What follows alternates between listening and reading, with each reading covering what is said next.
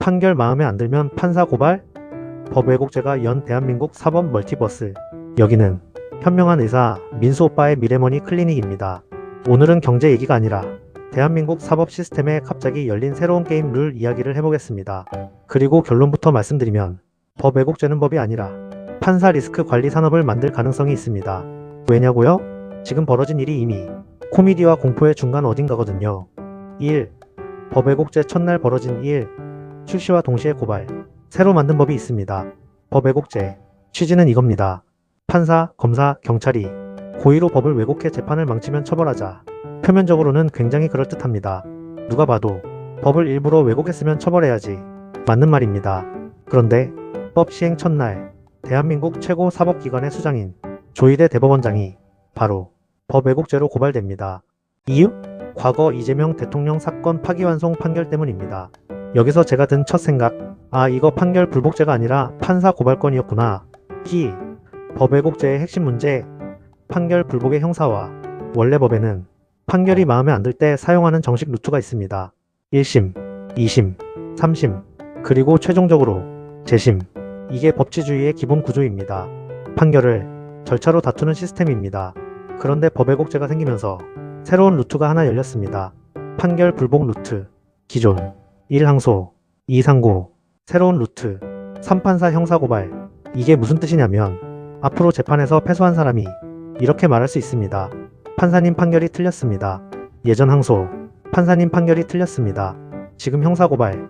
이게 왜 위험하냐? 판결이 틀렸는지 아닌지는 원래 상급심이 판단하는 문제입니다. 그런데 이제는 경찰, 검찰이 판단하는 문제가 됩니다.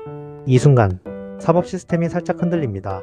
왜냐하면 판사는 판결을 해야 하고 경찰은 판사를 수사하게 되는 구조가 생기거든요. 3. 판사의 심리 변화, 판결 리스크 관리. 여기서 진짜 중요한 변화가 있습니다. 판사들의 심리입니다. 판사가 판결할 때 원래 고려하는 건 1법, 2 증거, 3 판례. 이 세 가지입니다. 그런데 법 왜곡죄가 생기면 여기에 하나가 추가됩니다. 사나 고발당하는 거 아니야? 예를 들어보겠습니다. 정치적으로 민감한 사건.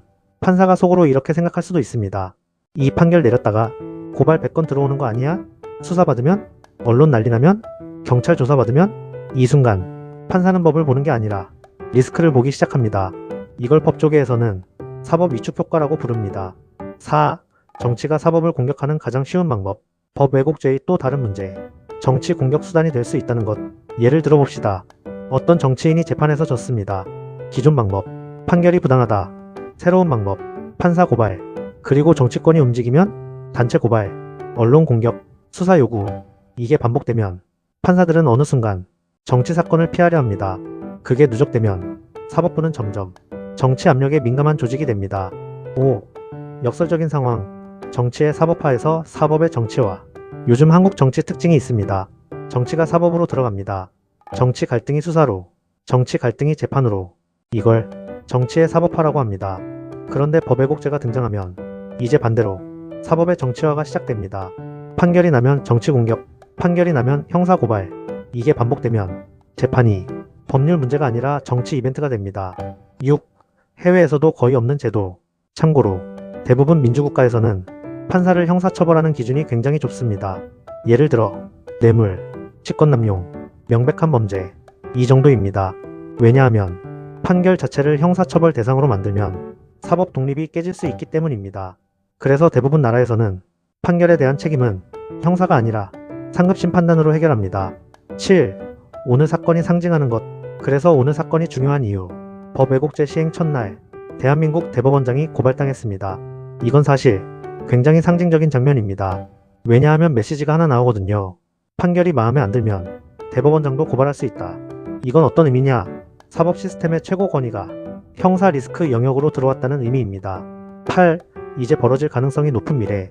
앞으로 벌어질 가능성이 높은 시나리오. 1. 정치사건 판결 시 고발 러시. 2. 판사 대상 형사 수사 증가. 3. 판사 판결 리스크 회피. 4. 정치사건 판결 지연. 그리고 결국 한국 사법 시스템은 고발 정치라는 새로운 단계로 들어갈 가능성이 있습니다. 결론. 법 왜곡죄는 원래 권력 남용을 막겠다는 취지였습니다. 하지만 현실에서는 다른 효과가 나타날 수도 있습니다. 판결 불복이 항소가 아니라 형사고발로 이동하는 구조. 그리고 그 첫 장면이 오늘 나왔습니다. 입법 시행 첫날 대한민국 대법원장 고발. 이 정도면 대한민국 사법 시스템이 지금 완전히 새로운 실험에 들어간 것이라고 볼 수 있습니다. 여러분은 어떻게 보십니까?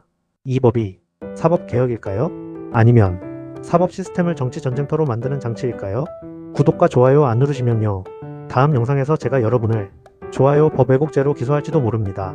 형량은요? 댓글 10개 의문의혹입니다.